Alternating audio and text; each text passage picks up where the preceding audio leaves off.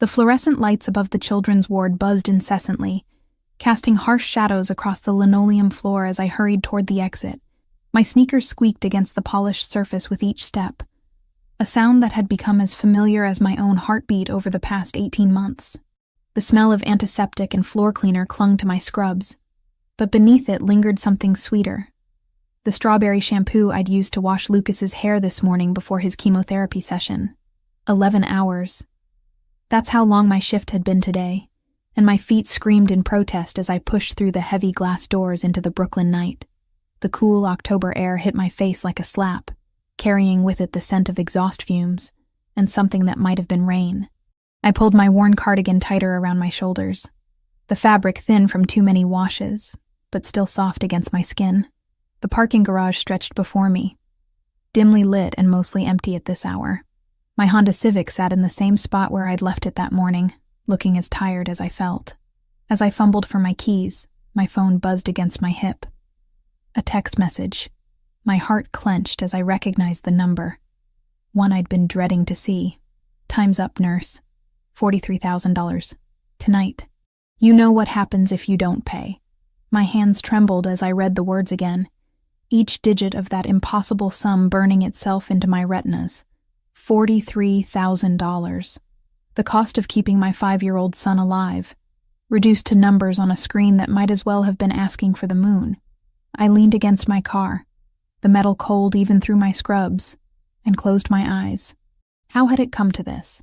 Lucas's leukemia diagnosis had shattered our world into before and after, and the after had been nothing but a relentless march through specialists and treatments and insurance claims that covered exactly 60% of everything. The other 40% had fallen on my shoulders like stones, each one heavier than the last. When the medical bills started piling up and the bank refused my loan application for the 3rd time, I'd made a choice that haunted my sleep. Vince Caruso and his men weren't the kind of people you borrowed money from if you had any other option. But watching your child fade away while doctors talked about experimental treatments that cost more than most people's houses had a way of making desperate choices seem reasonable. "Mommy, are the bad men going to come to our house again?" Lucas had asked me just 2 weeks ago. His green eyes, so much like mine, wide with the kind of fear no 5-year-old should carry. I'd smoothed his dark hair and promised him they wouldn't, but we both knew I was lying. Another buzz, another text. "Corner of 5th and Industrial, 1 hour, come alone. Industrial District." Even the name sounded ominous. It was the part of Brooklyn where legitimate businesses went to die, replaced by warehouses and auto shops that stayed open too late and asked too few questions. Not the kind of place a 26-year-old pediatric nurse should be walking around at 11:30 at night. But what choice did I have? The late shift at the hospital paid time and a half.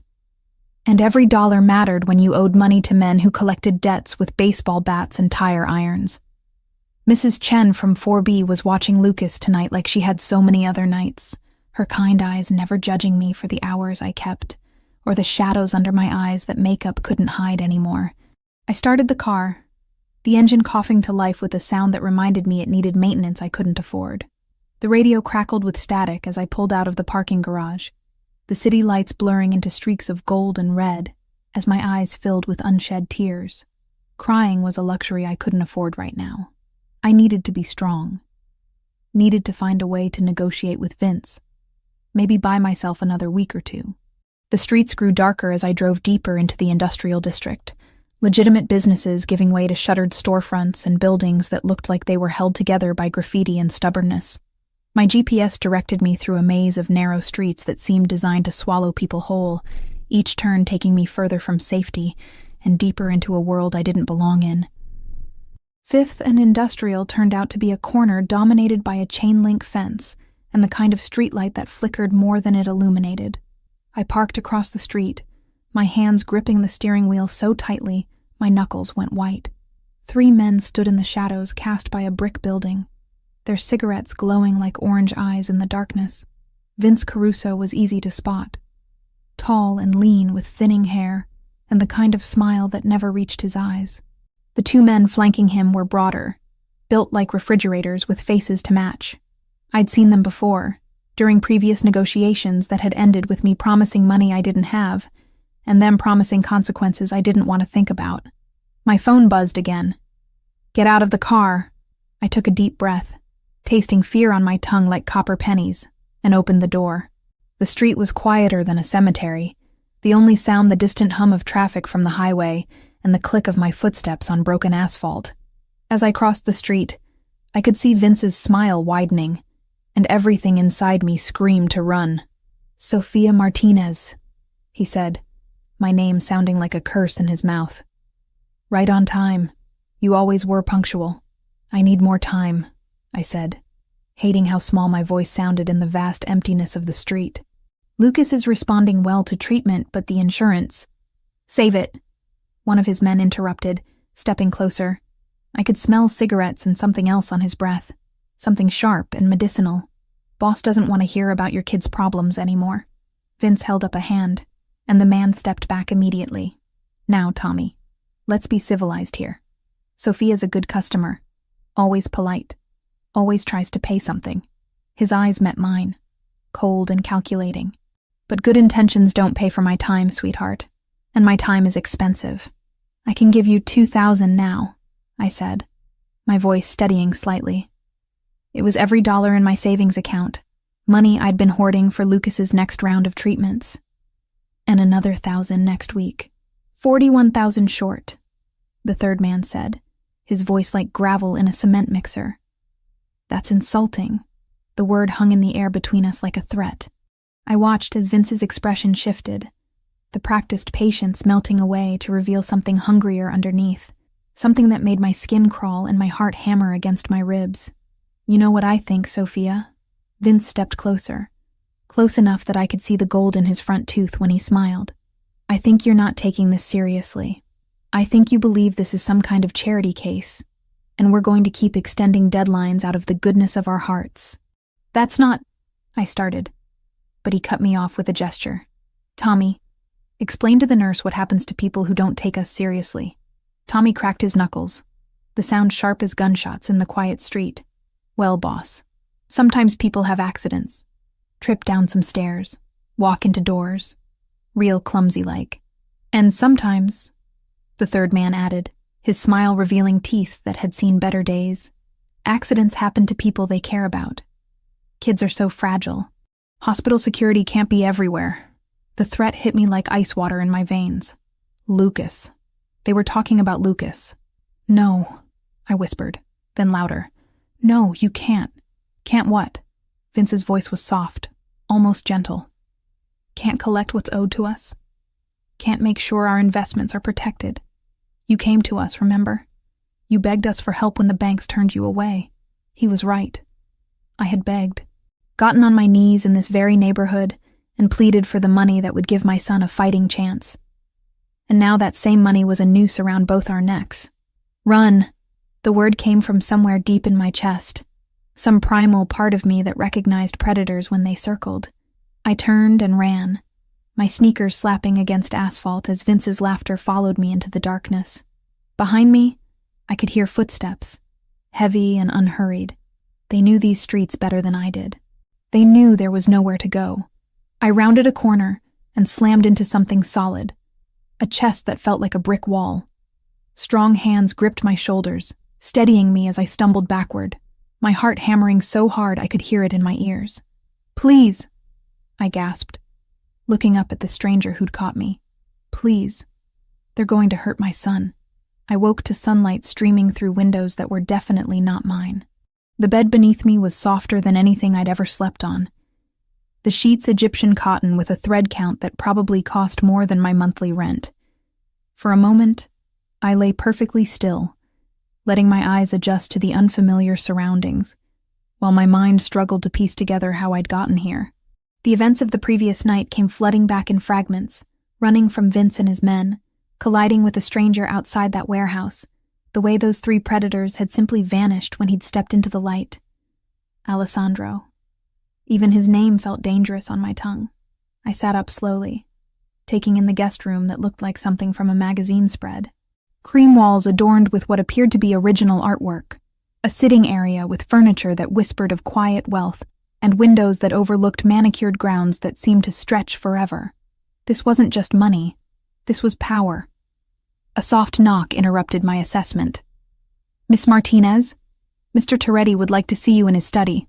The woman who entered was middle-aged with silver-streaked hair pulled back in a perfect chignon. Her black dress was simple but elegant, and she carried herself with the authority of someone who ran this household with military precision. A housekeeper, but not the kind who cleaned toilets. This woman managed an empire. "I need to get home to my son," I said, swinging my legs over the side of the bed. "Mrs. Chen is watching him, but she'll be worried if I don't. Mr. Toretti has already arranged for your son to be cared for." She interrupted smoothly. "A nurse is with him now, someone from your hospital's pediatric ward. Mrs. Chen has been compensated for her inconvenience." My blood turned to ice. How does he know about Lucas? How does he know about Mrs. Chen? The woman's expression didn't change. "Mr. Toretti likes to be thorough. There are clothes in the closet that should fit you. Breakfast is waiting in the study." She left before I could ask any more questions, the door closing behind her with a soft click that sounded final. I stumbled to the window, pressing my palms against the glass as I stared out at gardens that belonged in Versailles. Where was I? How long had I been here? The closet she'd mentioned contained an array of women's clothing, all in my size, all with designer labels that made my eyes water. I selected the most conservative option I could find, a pair of dark jeans and a cream sweater that probably cost more than I made in a week, and tried not to think about how he knew my measurements. The hallway outside my room was a study in understated elegance. Marble floors gleamed under crystal chandeliers, and the walls were lined with paintings that looked like they belonged in museums. My footsteps echoed despite my best efforts to walk quietly, the sound announcing my presence to anyone who might be listening. I found the study by following the scent of coffee and something that smelled like fresh pastries. The door was already open, and Alessandro Toretti stood with his back to me, gazing out a floor-to-ceiling window while speaking quietly into a phone. In daylight, he was even more imposing than he'd seemed in the shadowy warehouse district. He was tall, easily 6'3", with the kind of build that came from discipline rather than genetics. His black hair was perfectly styled, and even from behind, I could see the expensive cut of his charcoal suit. When he turned to acknowledge my presence, I was struck again by those eyes. Blue so dark they were almost navy, sharp and assessing in a face that could have been carved from marble. "Sophia," he said, ending his call with a word in what sounded like Italian. "I trust you slept well. Where is my son?" The words came out sharper than I'd intended, but I was past caring about politeness. "You had no right to ensure his safety?" Alessandro gestured to a leather chair positioned across from his desk. "Please sit. We have much to discuss. I want to see Lucas. Now." Instead of responding, he opened a manila folder on his desk and began reading aloud. "Sophia Martinez, 26 years old. Pediatric nurse at Brooklyn Children's Hospital for 4 years. Mother to Lucas Martinez, age 5. Diagnosed with acute lymphoblastic leukemia 18 months ago. Father unknown. Listed as such on the birth certificate." My mouth went dry. "Stop. You live in a 1-bedroom apartment on Maple Street.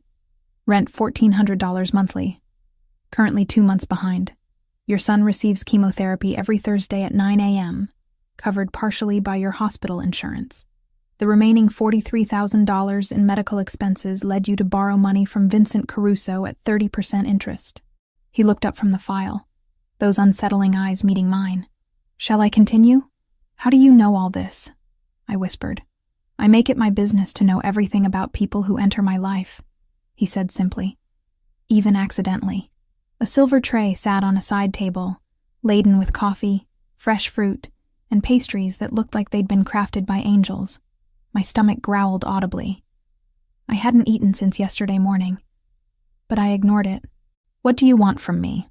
Alessandro closed the folder and leaned back in his chair, studying me with the intensity of a scientist examining a fascinating specimen. "Your debt to Vincent Caruso has been paid in full as of 6 a.m. this morning. He and his associates will not be contacting you again." The words hit me like a physical blow. "That's impossible. $43,000, nobody just—" I did. He stood and walked to a bar cart in the corner, pouring amber liquid into a crystal glass despite the early hour. "Consider it an investment." "In what?" "In you." He took a sip of what smelled like very expensive whiskey, and returned to his position behind the desk. "I have need of someone with your particular skills, Miss Martinez. Medical training, discretion, and most importantly, no connections to my usual circle of associates." Understanding dawned like ice water in my veins. "You want me to be your personal nurse, for when your people get hurt and can't go to hospitals, among other things." His smile was slight but genuine. "You would be well compensated, of course. $50,000 per month plus full medical coverage for both you and Lucas. The best specialists, the most advanced treatments available anywhere in the country. $50,000. The number echoed in my head like a gunshot. In a year, I could save enough to never have to worry about Lucas's medical bills again. In 2 years, I could give him everything he'd never had. Security, education, a future that wasn't constantly threatened by bankruptcy. What would I have to do? I asked, hating myself for even considering it. Provide medical care when needed. Accompany me to certain social functions when appropriate. Live here, in this house, where you and Lucas would be completely safe. Live here? I looked around the opulent study, at the paintings worth more than most people's houses, at the man who commanded enough respect to make loan sharks disappear with a phone call. As what? Your employee? Your prisoner? As someone under my protection, he said quietly. The world I inhabit is dangerous, Sophia. By accepting my help last night, you've already become part of it. The question now is whether you'll be an active participant or a vulnerable bystander. I thought about Lucas, about the way he'd looked so small in his hospital bed yesterday morning, pale and thin, but still trying to smile for me. I thought about the stack of bills on my kitchen table, the calls from collection agencies, the constant fear that had been my companion for 18 months. And if I refuse? Alessandro's expression didn't change, but something shifted in his eyes. Then you're free to leave. Your debt is already paid. Consider it a gift.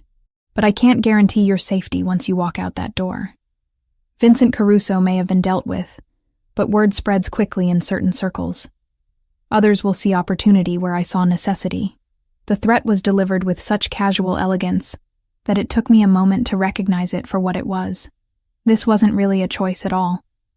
It was an ultimatum wrapped in silk and tied with a golden ribbon. I need to think about it, I said finally. Of course. He walked to the door and opened it, signaling that our conversation was over. Take all the time you need. Your son is being well cared for, and you're welcome to call him whenever you'd like. Mrs. Romano will show you around the grounds. As I stood to leave, he spoke again, his voice softer. Sophia, the men who threatened your child last night will never trouble you again. That much I can promise you. I paused at the threshold, looking back at him. Why are you doing this? Really? For a long moment, he was silent. Then, quietly, because I understand what it means to fight for family. And because I recognize strength when I see it, even when it's wrapped in desperation. The door closed behind me with a soft click, leaving me alone in the hallway with the weight of an impossible decision and the growing certainty that my life had just changed forever. 3 days.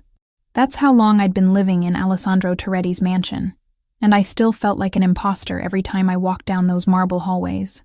The guest suite had become my temporary prison, decorated in soft blues and creams that should have been soothing, but only reminded me that I was living in a gilded cage. I'd spoken to Lucas twice each day, always with Mrs. Romano standing discreetly nearby, always with the knowledge that my conversations were being monitored. He sounded good, better than he had in weeks. The private nurse Alessandro had arranged was apparently some kind of miracle worker, keeping Lucas engaged with educational games while managing his medication schedule with military precision. Mommy, when are you coming home? He'd asked during our morning call, his 5-year-old voice carrying that particular blend of confusion and loneliness that made my chest ache. Soon, sweetheart, I'd lied, staring out at gardens that probably cost more to maintain than my annual salary. Mommy's just taking care of some work things. Now, as evening painted the sky in shades of amber and rose, I found myself in the mansion's library, a room that belonged in an Ivy League university rather than someone's private home. Floor-to-ceiling shelves held thousands of volumes, many of them first editions that probably cost more than most people's cars. I'd been hiding here for hours, trying to lose myself in medical journals while avoiding the man who owned this place. Interesting reading? Alessandro's voice made me jump, the journal slipping from my hands and clattering to the floor. He stood in the doorway, having somehow entered without making a sound despite his size. He'd changed since morning. Gone was the formal business suit, replaced by dark jeans and a black sweater that clung to his frame in ways that made it difficult to concentrate.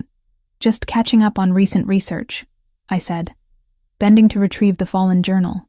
"Pediatric oncology advances." He moved into the room with that predatory grace I was beginning to recognize, settling into the leather armchair across from my reading nook. "For Lucas?" I nodded, not trusting my voice. The way he said my son's name, with genuine concern, rather than the calculating tone he used for business, did something strange to my insides. "The nurses report he's responding well to the adjusted medication protocol," Alessandro continued, accepting a glass of wine from Mrs. Romano, who had appeared as silently as he had. "Dr. Chen believes the new treatment combination shows significant promise." My head snapped up. "Dr. Chen? As in Dr. Patricia Chen from Memorial Sloan Kettering? You know her reputation." I stared at him in shock. Dr. Chen was one of the foremost pediatric oncologists in the country. Getting an appointment with her usually required waiting lists measured in months, connections I could never hope to have, and insurance approvals that were nearly impossible to obtain. "How?" I whispered. "I made a phone call." He sipped his wine, watching my reaction over the rim of his glass. "She's been consulting on Lucas's case since yesterday, pro bono, as a favor to a mutual acquaintance." Tears burned behind my eyes, but I refused to let them fall. "You can't keep doing this. Throwing money around, pulling strings, trying to buy my compliance with expensive favors. Is that what you think this is?" Alessandro leaned forward, his dark blue eyes intense. "An attempt to purchase your cooperation? Isn't it?" I stood abruptly, pacing to the window where I could see security guards patrolling the perimeter like well-dressed sentries. "The debt payment, the specialist, this house. It's all designed to make me dependent on you. You already were dependent, Sophia." His voice was quiet, but there was steel underneath the silk. "The only difference is that now your dependence ensures your son receives the best care possible, rather than whatever scraps your insurance company deigns to provide." I whirled to face him, anger flaring hot in my chest. "I was managing fine on my own." "Were you?" He stood as well, closing the distance between us in 3 long strides.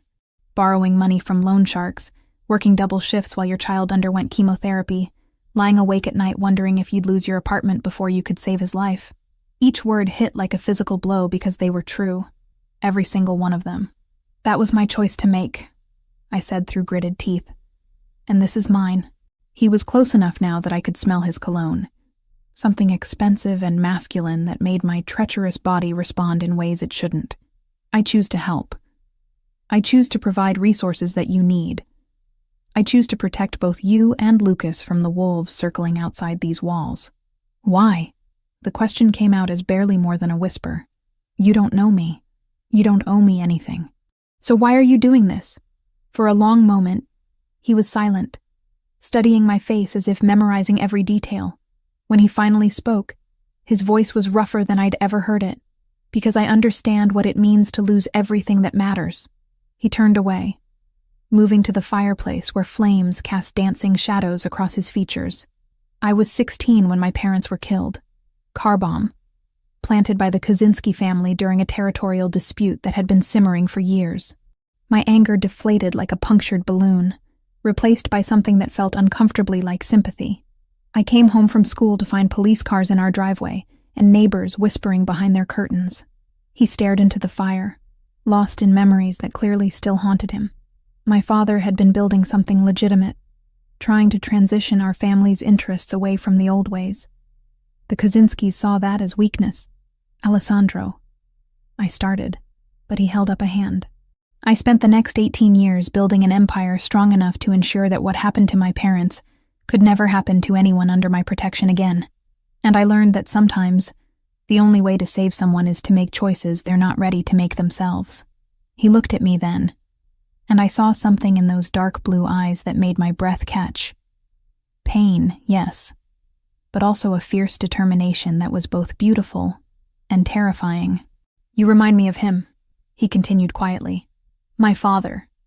The way you fight for Lucas, the sacrifices you make without complaint, the strength you show even when you're breaking apart inside. I recognize that kind of love because I watched it destroy and rebuild a man who was trying to create something better for his family. The admission hung in the air between us like a bridge neither of us was quite ready to cross. I should check on Lucas, I said finally, not trusting myself to respond to the vulnerability he'd just shown me. Of course. He moved to his desk, retrieving a small wrapped package. This came for you today. I took the package with trembling fingers, recognizing the childish scrawl of my son's handwriting on the brown paper. Inside was a drawing.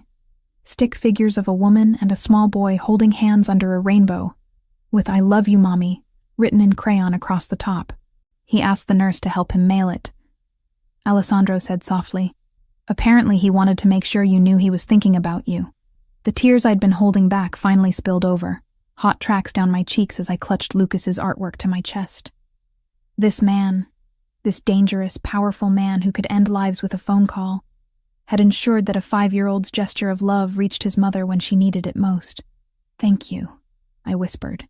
When I looked up, Alessandro was watching me with an expression I couldn't quite decipher, something intense and possessive, but also tender in a way that made my heart stutter. Sophia, he said, my name sounding like a prayer on his lips. There's something else we need to discuss. Before I could ask what he meant, Mrs. Romano appeared in the doorway, her usually composed expression tight with concern. Sir, there's been a development. Tommy called from the warehouse. Someone's been asking questions about Miss Martinez and her son. The warmth that had been building between Alessandro and me vanished instantly, replaced by the cold professionalism I'd seen that first night. His entire demeanor shifted, the vulnerable man who'd shared his painful history disappearing behind a mask of controlled authority. What kind of questions? He asked, already moving toward the door. The kind that suggest our involvement with Miss Martinez hasn't gone unnoticed, Mrs. Romano replied. Tommy thinks we may have been made. Alessandro cursed in what sounded like Italian, his hands clenching into fists at his sides. When he looked at me, I saw something that made my blood turn cold. Fear, not for himself, but for me. Pack a bag, he said quietly. We're leaving in 10 minutes. What? Why? What's happening? The Kaczynskis, he said grimly. It seems they've learned about my newest acquisition. The pediatric wing of Brooklyn Children's Hospital felt different when you were walking through it with a dozen armed men trying to look inconspicuous. Alessandro's security team had spread themselves throughout the corridors, some dressed as maintenance workers, others posing as visiting family members, but I could feel their presence like electricity in the air, coiled and ready to spring. Lucas is in room 314, I told Alessandro, as we stepped off the elevator. His chemotherapy session should be finishing soon. He nodded, his hand resting lightly on my lower back as we walked. The gesture was possessive, but also protective, and I found myself leaning into his touch despite every rational part of my brain screaming warnings. 3 days in his world had changed something fundamental inside me, shifting my perspective in ways I wasn't ready to examine too closely. Mommy!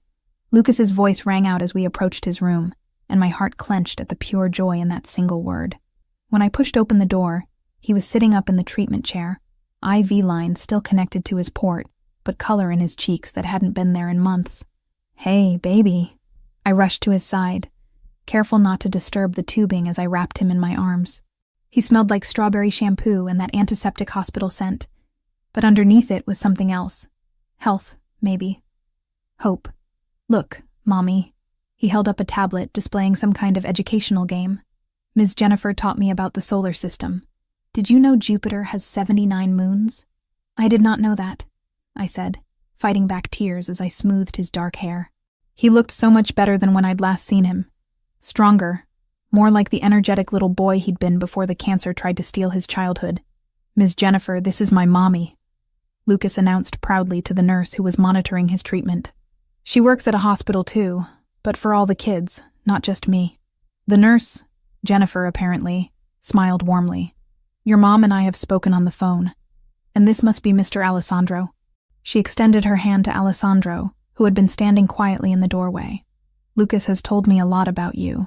All good things, I hope, Alessandro said, stepping forward to shake her hand. When he approached Lucas's chair, his entire demeanor softened in a way that made my chest tight. How are you feeling today, champion? Really good, Lucas beamed. Ms. Jennifer says my numbers are the best they've been since I got sick, and Dr. Chen showed me pictures of my blood cells on her computer. They look like little fighting soldiers.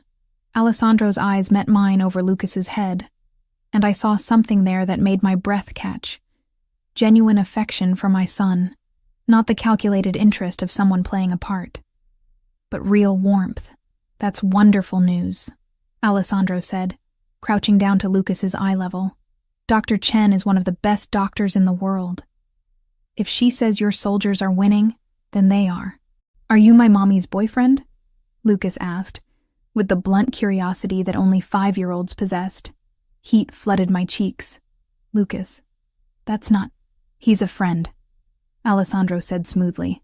A very good friend who cares about both you and your mommy very much. Before Lucas could ask any more embarrassing questions, Jennifer finished disconnecting his IV and began gathering her supplies. All done for today.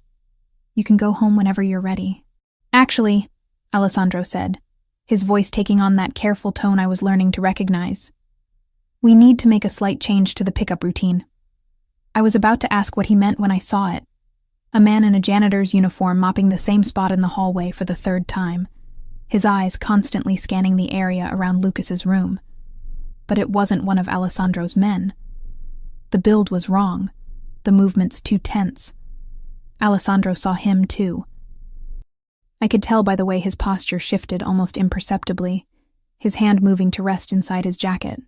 Ms. Jennifer, he said quietly, I need you to take Lucas to the playroom for a few minutes. There's a security concern we need to address. The nurse looked confused, but professional. Of course. Come on, Lucas. Let's go see if they have any new puzzles. But I want to stay with Mommy, Lucas protested, picking up on the sudden tension in the room, even if he didn't understand it. I'll be right behind you, sweetheart, I promised, kissing his forehead. Go with Ms. Jennifer. I just need to talk to Alessandro for a minute. Once Lucas was out of earshot, Alessandro spoke into what I now realized was a nearly invisible earpiece. Floor 3 is compromised. I count at least 2 unknowns, possibly more. The response was immediate. I watched through the room's window as his security team began moving with practiced efficiency, converging on positions that would give them clear lines of sight and egress routes. Sophia, I need you to listen to me very carefully, Alessandro said, his voice calm but urgent. We're going to walk to the playroom together. Stay close to my left side. Keep your head down, and if I tell you to get down, you drop immediately. Understood? Fear crawled up my throat like ice water. Who are they? How did they find us? The Kaczynskis have people everywhere, he said grimly.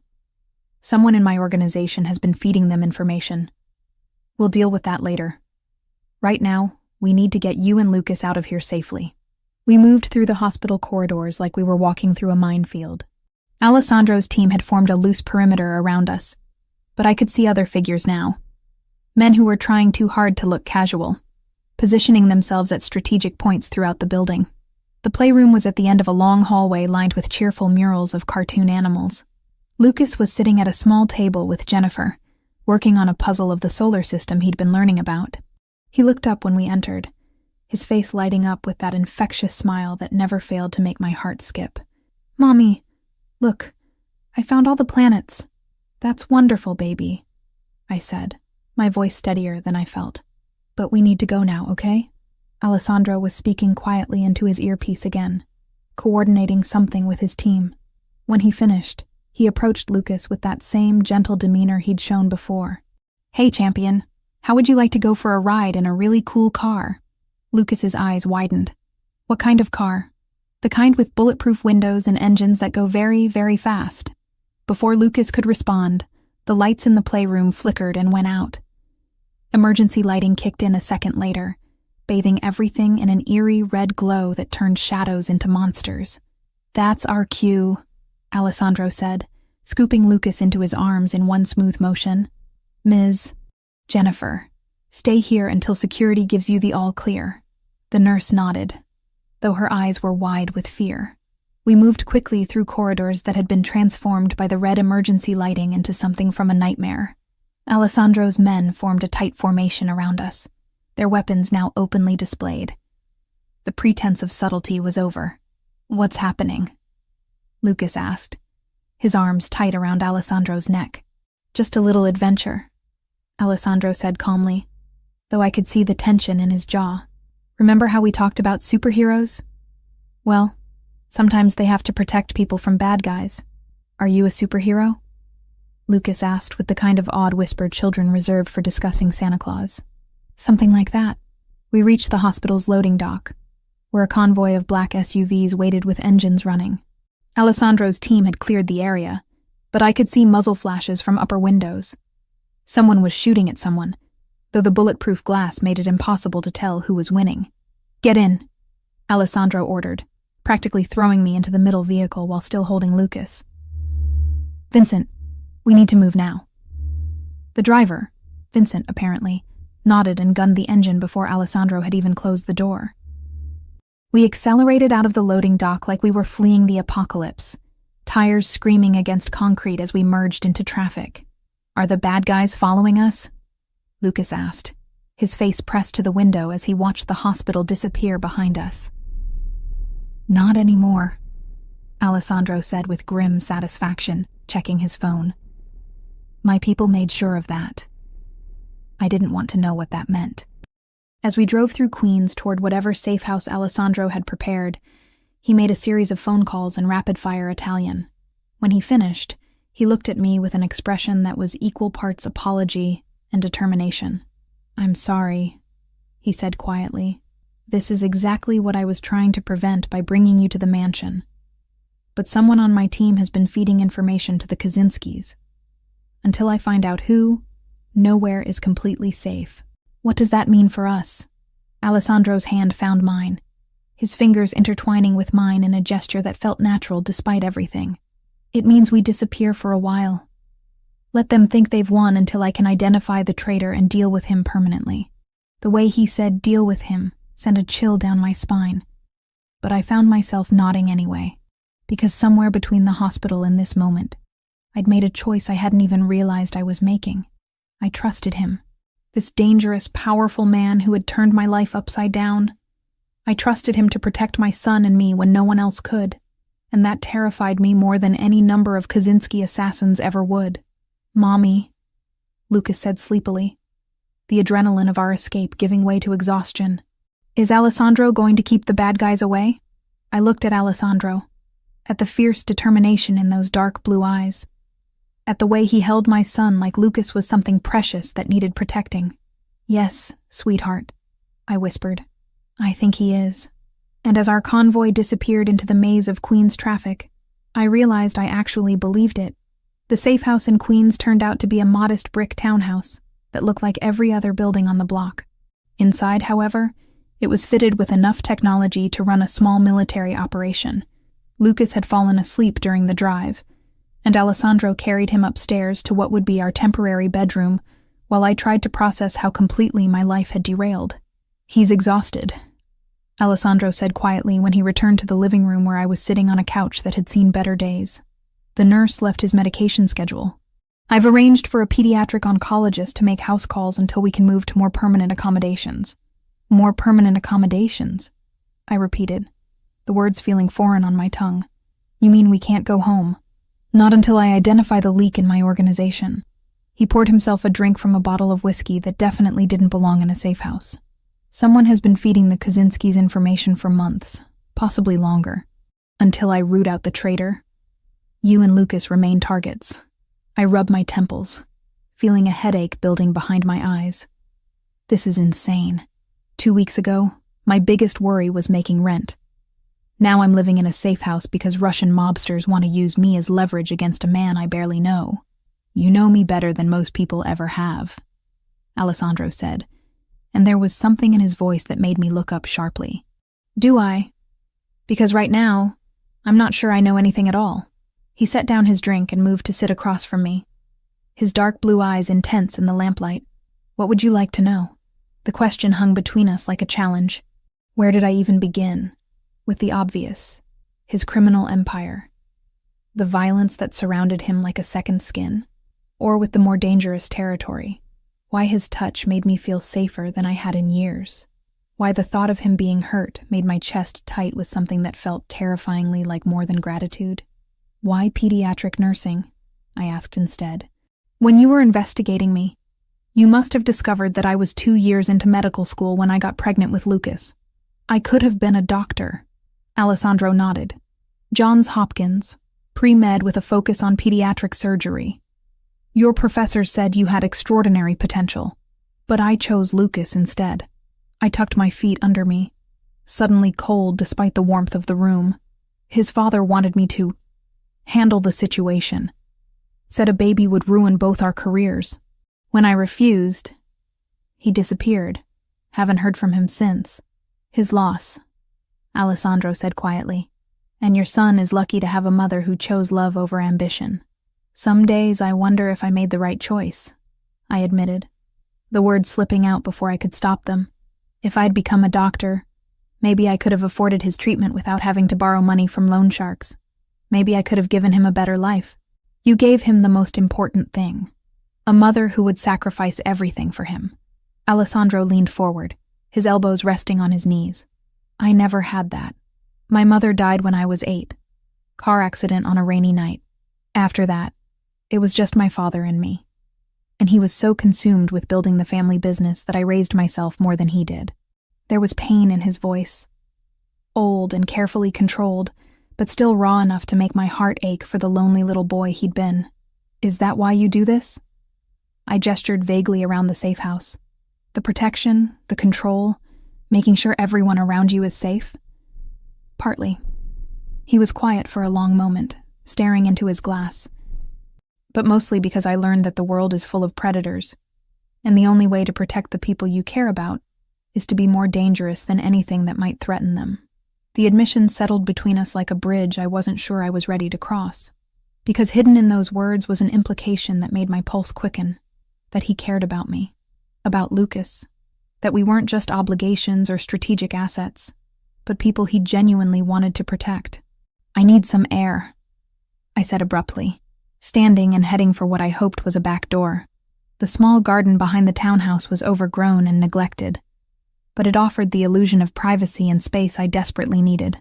I sat on a wooden bench that wobbled under my weight and tried to make sense of the chaos my life had become. The back door opened behind me, and I knew without looking that Alessandro had followed.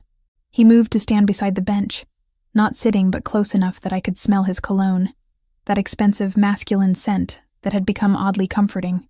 In my line of work, he said quietly, emotional attachments are considered weaknesses, vulnerabilities that enemies can exploit.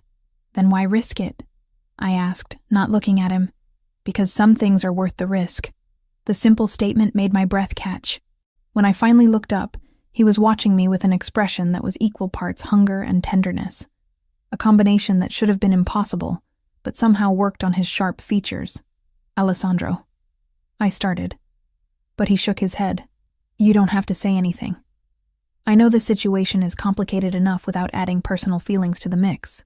And if the feelings are already there, the words slipped out before I could stop them, and I immediately wanted to take them back. His eyes darkened, and he sat down beside me on the bench, close enough that our thighs touched. Then we're both in more danger than I thought. Before I could respond, his phone buzzed with an incoming call. Alessandro glanced at the screen and cursed under his breath. I have to take this, he said, answering with a sharp, what?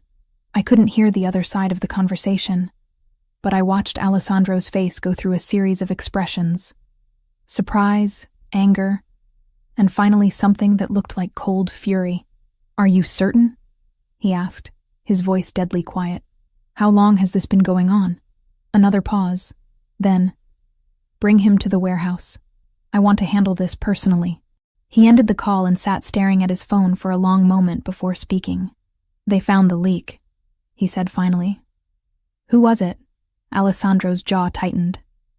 Tommy Marconi, my lieutenant for 10 years. Someone I trusted with my life, with my secrets, with knowledge of everyone under my protection.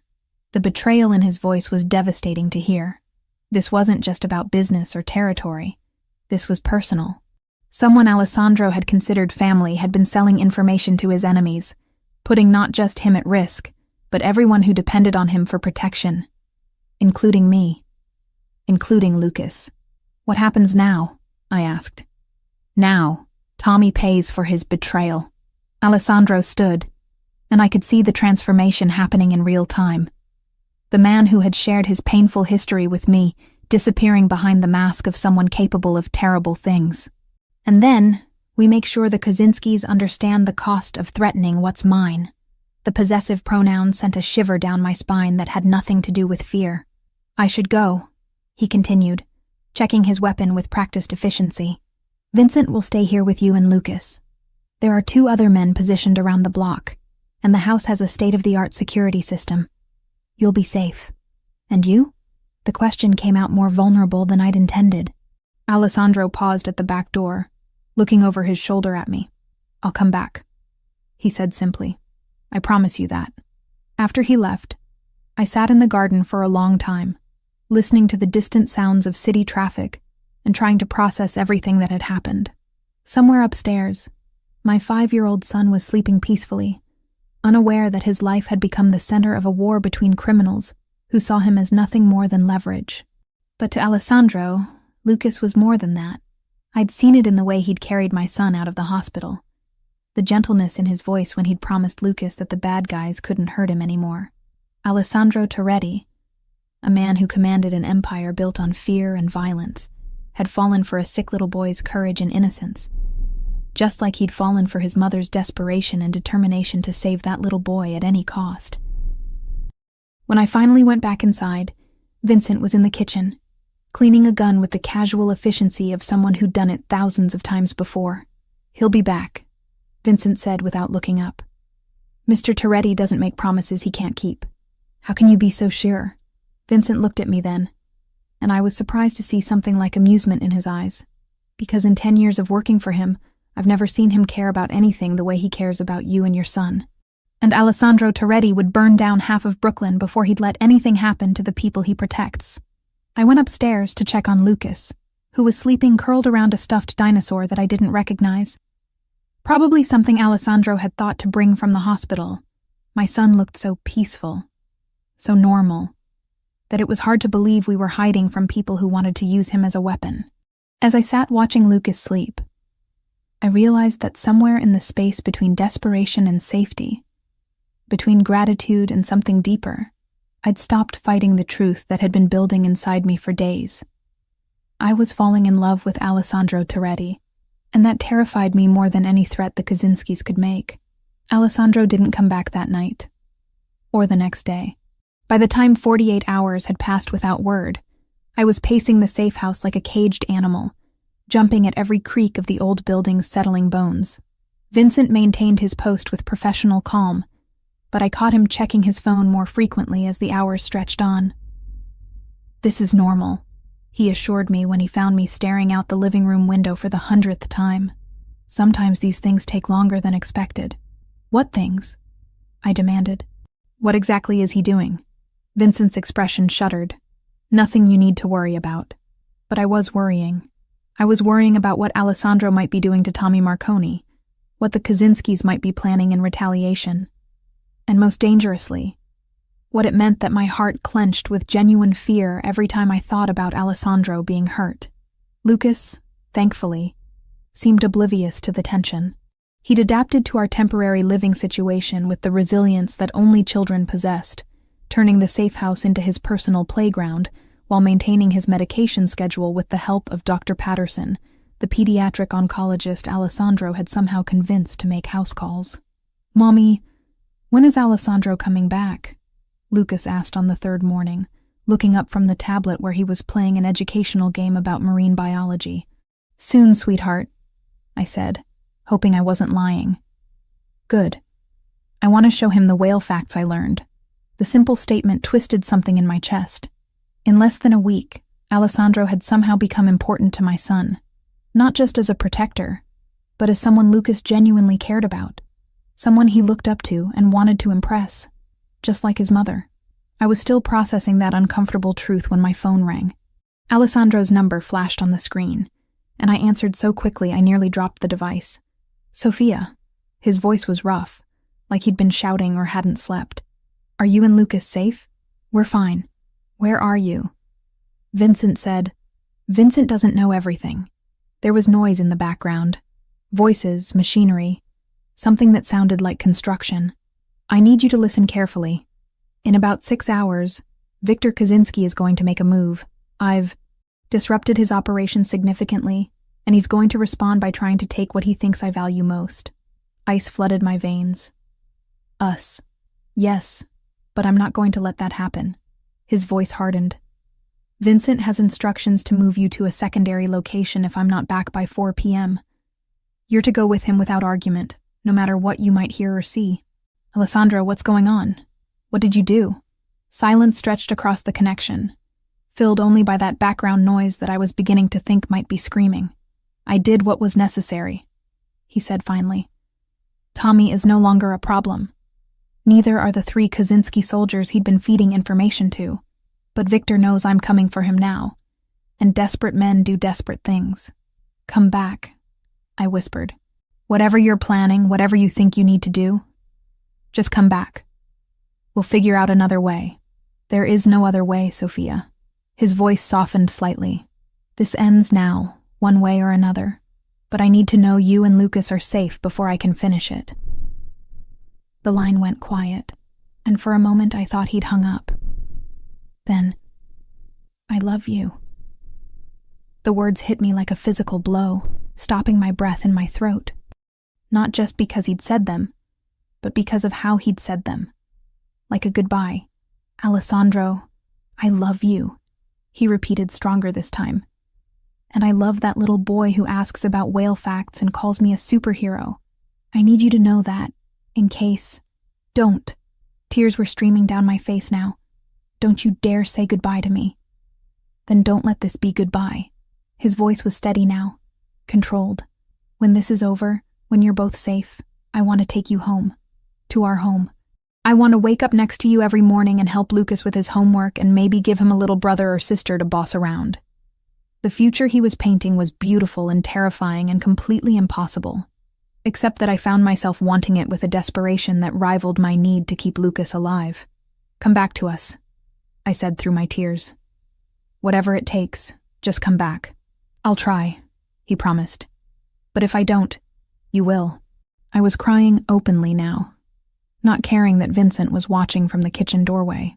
You have to, because I love you too, you insane, dangerous, impossible man.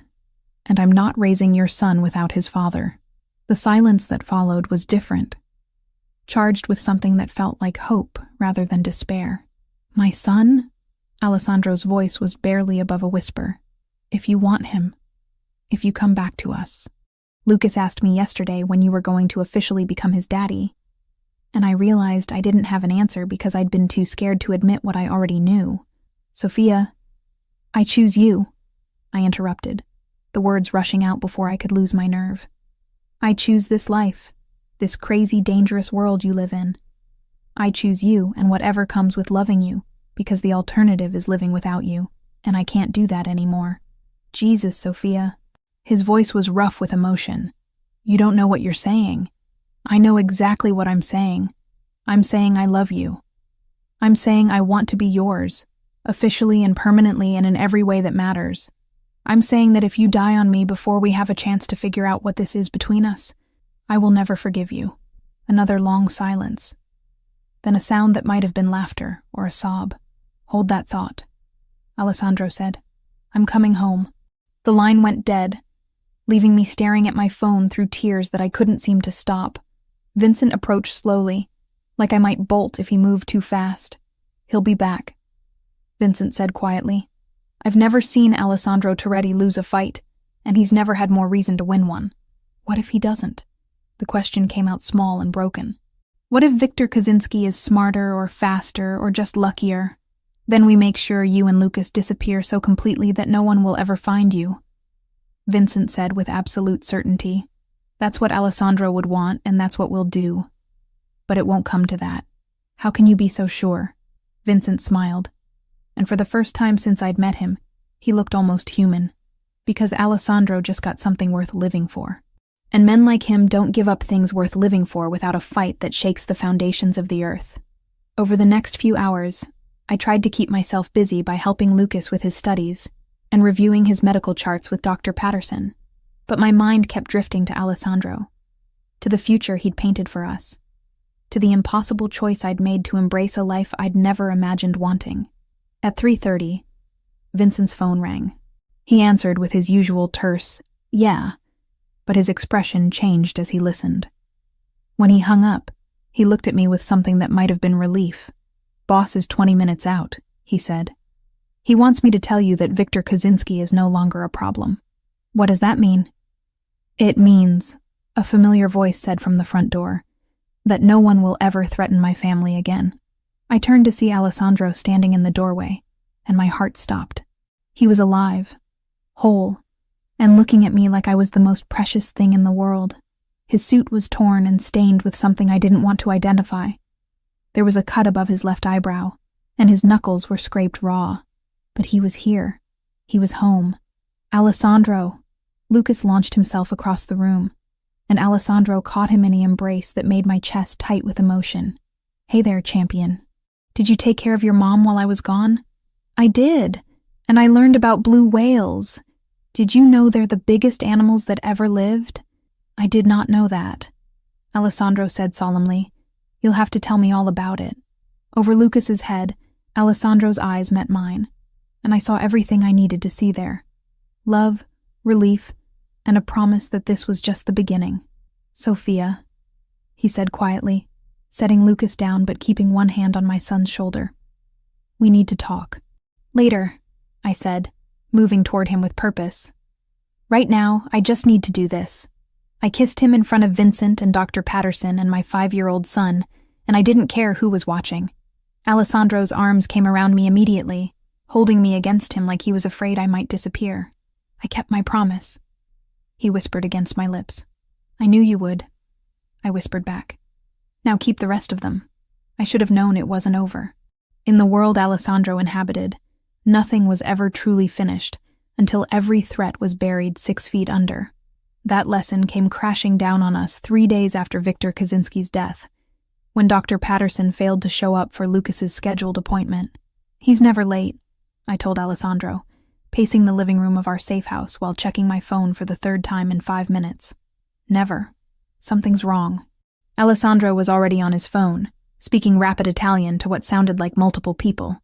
When he finished his calls, his expression was grimmer than I'd seen since the hospital incident. "Dr. Patterson was taken from his apartment this morning," he said quietly. "Professional job. No signs of struggle, no witnesses. Security cameras mysteriously malfunctioned. Taken by who?" But even as I asked, I knew the answer. Victor had a brother, Dmitry Kaczynski. He's been operating out of Boston for the past decade, but apparently family loyalty runs deeper than territorial boundaries. My blood turned to ice. "He has Lucas's doctor." "It's more than that, Sophia." Alessandro moved to the window, checking something in the street below. "Dmitry doesn't just want revenge for his brother. He wants to send a message to every other family that crossing the Kaczynskis has consequences. Taking Dr. Patterson was just the opening move." As if summoned by his words, my phone buzzed with an incoming text from an unknown number. The message was simple and terrifying. "Pier 47, come alone. Bring the boy. You have 2 hours. Alessandro's phone buzzed simultaneously with what was clearly the same message. His jaw tightened as he read it, and when he looked at me, I saw something in his eyes that made my chest clench with fear. "They have Dr. Patterson at the pier," he said. "They want you and Lucas in exchange for his life." "We can't." The words came out as barely more than a whisper. "Alessandro, we can't trade Lucas for—" "We're not trading anyone." He cut me off, his voice carrying that deadly calm I'd learned to recognize. "But we are going to that pier. You just said they want us to come alone. They want you to think you're coming alone." Alessandro was already moving toward the stairs, probably to check on Lucas. There's a difference. Over the next hour, I watched Alessandro coordinate what appeared to be a small army. Men arrived at the safe house in 1s and 2s, each carrying cases that I suspected contained enough firepower to level a city block. Vincent briefed them on the pier's layout, while Alessandro studied satellite images on his laptop. The pier extends about 200 yards into the harbor, Vincent explained, pointing to various positions on a detailed map. 3 ways in by land, 1 by water. If they're smart, they'll have snipers positioned here, here, and here. They're not just smart, Alessandro said grimly. Dmitry Kozinski spent 10 years building a reputation in Boston. He doesn't make mistakes. Then how do we get Lucas out of there safely? I asked. Alessandro looked up from his laptop, and I saw something in his expression that made my heart skip. We don't take Lucas to the pier. What? They said bring the boy. They didn't specify which boy. Alessandro's smile was cold and calculating. Vincent's nephew is about Lucas's size, right age, from a distance, especially if he's wearing Lucas's jacket. Understanding dawned, along with a mixture of relief and terror. You want to use a decoy. I want to give Dmitry what he expects to see while keeping the people I love out of the line of fire. Alessandro stood and pulled me into his arms. But it means you'll still have to go to that pier, Sophia. I can't risk using a double for you. They'll have photographs, they'll know. I'm going with you anyway, I said, surprised by how steady my voice sounded. Dr. Patterson risked his safety to help Lucas. I'm not letting him die because of us. Alessandro's eyes searched my face. You understand what you're agreeing to? This isn't just dangerous. If something goes wrong, if my plan fails, then we face it together. I reached up to touch the cut above his eyebrow, which was already healing. That's what partners do, right? They face things together? Partners, he repeated, and something in his voice made my chest tight. Is that what we are? I think we're a lot more than that, I said softly. But we can figure out labels later. Right now, let's go save Dr. Patterson and end this once and for all. The drive to the pier took 25 minutes through traffic that seemed designed to test my sanity. I sat in the passenger seat of Alessandro's Bentley, wearing a wire so thin I could barely feel it, and a bulletproof vest that felt like it weighed 100 pounds. Vincent's nephew, Tony, a brave 13-year-old who looked remarkably like Lucas from a distance, sat in the back seat wearing my son's favorite dinosaur jacket. Remember, Alessandro said for the 10th time, you follow my lead exactly. If I tell you to get down, you drop immediately. If I tell you to run, you run, and don't look back. And if something happens to you, nothing's going to happen to me. He squeezed my hand briefly. I have too much to live for now. Pier 47 stretched into New York Harbor like a concrete finger pointing toward the Statue of Liberty. At 7 p.m., it should have been bustling with tourists and evening fishermen. Instead, it was eerily deserted, except for a single figure standing at the far end. Dr. Patterson, tied to one of the support pillars with what looked like enough rope to secure a boat. I count 6 hostiles. Vincent's voice crackled through Alessandro's earpiece. 3 on the pier itself, 2 in the warehouse behind you, 1 in the water on a speedboat. Dmitry Kozinski is the tall one standing next to the doctor. Copy that. Alessandro checked his weapon one final time. Remember, nobody moves until I give the signal. I want Dmitry alive long enough to tell me who else was involved in this operation. We walked onto the pier hand in hand, Tony trailing slightly behind us with his hood up and his head down. To anyone watching from a distance, we looked exactly like what Dmitry expected. A desperate mother and her protector bringing a sick child to trade for a doctor's life. Stop there! A voice called out when we were about 50 yards from the end of the pier. Dmitry Kozinski stepped into view, and I was struck by how much he resembled his dead brother. Tall, pale, with the kind of cold eyes that suggested he'd never met a problem he couldn't solve with violence. You have something that belongs to me, Alessandro called back. And you killed something that belonged to me, Dmitry replied. I think that makes us even. But family honor demands satisfaction. Let Dr. Patterson go. This is between you and me. Dmitry laughed, the sound carrying across the water like breaking glass. You think this is about you? This is about respect. About showing every family from here to Moscow what happens when you cross the Kozinskis. Your brother threatened my family, Alessandro said, his voice carrying easily across the distance.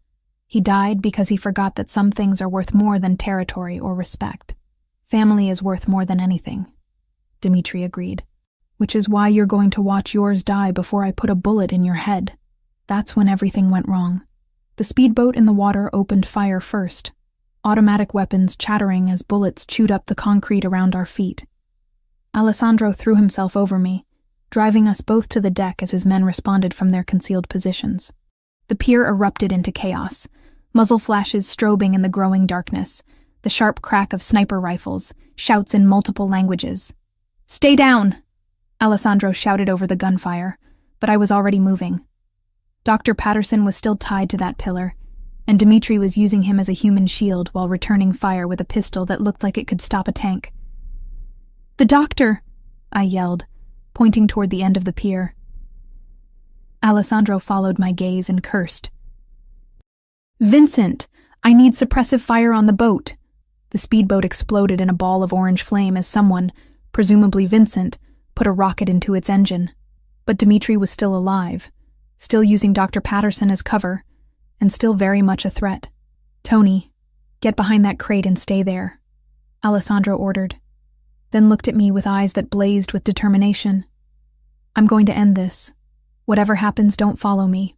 Before I could stop him, he was running toward the end of the pier in a crouch, using overturned benches and trash cans for cover. Dmitri saw him coming and adjusted his position, putting Dr. Patterson between himself and Alessandro's approach. That's when I made a decision that probably saved all our lives. I stood up. "Dmitri!" I shouted, stepping into the open where every remaining Kaczynski gunman could see me. "Let Dr. Patterson go and take me instead." "Sophia, get down!" Alessandro's voice was raw with panic. But Dmitri had already shifted his attention to me, probably seeing an easier target than the man who'd killed his brother. He released Dr. Patterson and raised his weapon, pointing it directly at my chest. What he didn't see was Tony slipping around behind him, moving with the quiet grace of someone who'd clearly inherited the family business. The 13-year-old produced a knife from somewhere in Lucas's jacket and drove it into the back of Dmitri's leg. Dmitri screamed and spun, his shot going wide. Alessandro used the distraction to close the distance, tackling the Russian to the pier's deck in a move that sent both men dangerously close to the edge. They fought with the desperate intensity of men who knew only one of them would walk away. Dmitri was larger, but Alessandro fought with the fury of someone protecting his family. They rolled across the concrete, each trying to gain control of Dmitri's gun. The weapon discharged twice more, and I held my breath until I saw Alessandro roll away from Dmitri's suddenly still form. The Russian lay motionless, blood pooling beneath his head as waves lapped against the pier supports below. "It's over," Alessandro said, standing slowly and looking around at the sudden silence. "It's finally over." I ran to him, throwing my arms around his neck, despite the blood on his clothes and the exhaustion in his eyes. "Are you hurt?" "Nothing serious." He held me tight, his face buried in my hair. "Are you okay?" "Tony?" "We're fine." I pulled back to look at him, needing to see his face. "Is it really over?" Alessandro nodded, then looked past me to where Dr. Patterson was being freed by Vincent. "The Kaczynski family dies with Dmitri. No more brothers, no more cousins seeking revenge. We can go home now." Home. The word carried more weight than it ever had before. "All of us?" I asked, thinking of Lucas back at the safe house. "All of us," Alessandro confirmed. Our family. 18 months later, I stood in front of a floor-length mirror in the bridal suite of St. Patrick's Cathedral, hardly recognizing the woman staring back at me. The wedding dress, a custom creation that cost more than my old apartment's annual rent, fit like it had been painted onto my body. Seed pearls caught the afternoon light, and the cathedral-length veil cascaded around me like liquid silk. "You look like a princess, Mommy," Lucas said from behind me, his voice filled with 6-year-old awe. He looked impossibly handsome in his miniature tuxedo, his dark hair combed back just like Alessandro's, his green eyes bright with health and happiness. 6 months. That's how long it had been since Dr. Chen had declared Lucas officially in remission. The experimental treatment Alessandro had funded, the one that had cost more than most people's houses, had worked. My little boy was healthy, growing, and calling the most dangerous man in New York Papa, with complete trust and adoration. Mrs. Toretti, said Maria, Alessandro's cousin, as she adjusted my veil one final time.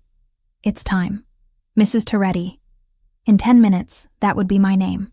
Sophia Toretti, wife to the most powerful man on the East Coast, stepmother to an empire built on controlled violence and strategic fear.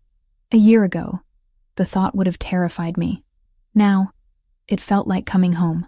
The cathedral was packed with representatives from every major family from Boston to Miami. They'd come to witness not just a wedding, but a consolidation of power. Alessandro Toretti was no longer just the head of his father's organization. He was becoming something closer to royalty in this shadowy world I'd chosen to embrace. But as I walked down that endless aisle, I wasn't thinking about politics or territory, or the subtle nods of respect from men who could end lives with a phone call.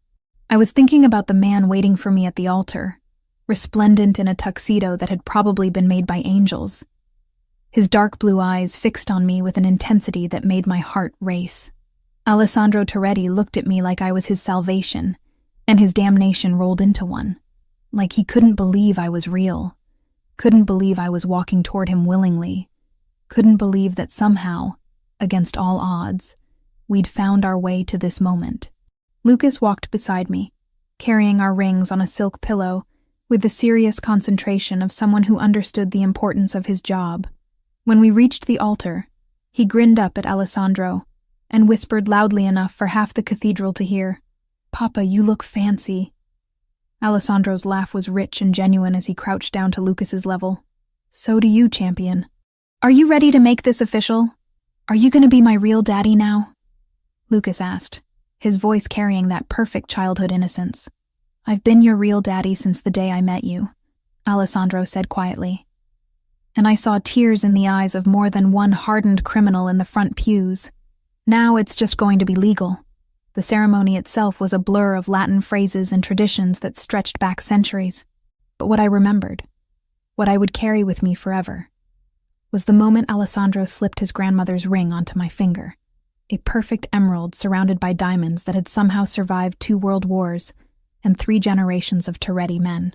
"With this ring," he said, his voice steady and sure, "I thee wed, and I promise to love, honor, and protect you and our son for as long as I draw breath.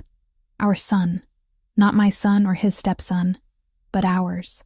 The words settled into my chest like a homecoming. When the priest finally pronounced us husband and wife, Alessandro's kiss was soft and reverent, a promise rather than a claim, but I could feel the passion underneath, the barely leashed desire that had been building between us for months. Tonight, we would finally be truly together in every way that mattered. The reception was held at the Waldorf Astoria, in a ballroom that had been transformed into something from a fairy tale. Crystal chandeliers cast rainbow prisms across tables laden with flowers that probably cost more than most people's cars. The guest list read like a who's who of organized crime, but tonight they were just family and friends celebrating love.